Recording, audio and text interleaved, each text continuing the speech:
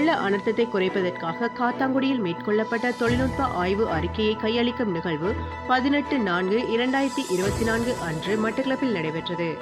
Lift நிறுவனத்தின் நிறைவேற்று பணிப்பாளர் திருமதி ஜானு முரளிதரன் தலைமையில் நடைபெற்ற இந்நிகழ்வில் தொழில்நுட்ப ஆய்வு பற்றியும் அதற்கான அறிக்கைகள் பற்றிய விளக்கங்களையும் குளோபல் இனோவேஷன் பில்டர்ஸ் நிறுவனத்தின் பொறியியலாளர் அரவிந்தனினால் தெளிவுபடுத்தப்பட்டது. இதன்போது இடம்பெற்ற பல்வேறு கலந்துரையாடல்களை தொடர்ந்து குளோபல் இனோவேஷன் பில்டர்ஸ் நிறுவனத்தினால் தயாரிக்கப்பட்ட ஆய்வறிக்கையானது லிஃப்ட் நிறுவன நிறைவேற்று பணிப்பாளரிடம் கையளிக்கப்பட்டதுடன் அரசு திணைக்கள அதிகாரிகளுக்கும் வழங்கி வைக்கப்பட்டது.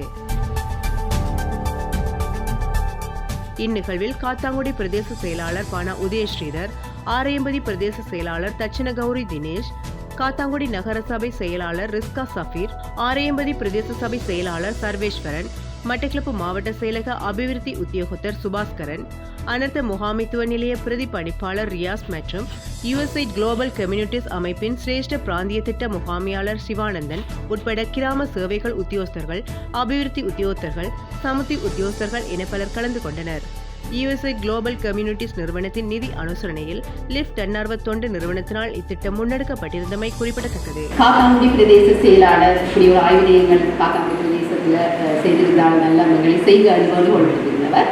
ஸோ அதன் பிரகாரம் நாங்கள் காத்தாங்குடி பிரதேசத்திலேயும் நாங்கள் இந்த ஆய்வினை மேற்கொண்டிருந்தோம்.